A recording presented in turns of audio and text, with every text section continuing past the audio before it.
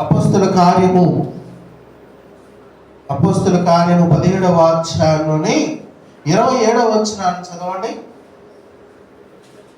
27వ వచనం.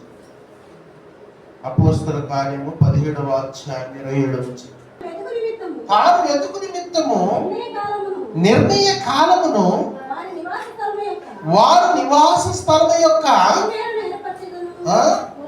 పొలిమేరను ఏర్పరచెదను. ఆయన మనలో ఎవరికి దూరముగా ఉండువాడు కాడు. ఆమె హల్లెలూయా. ఎవరు మాట్లాడుతున్నారు ఈ మాట?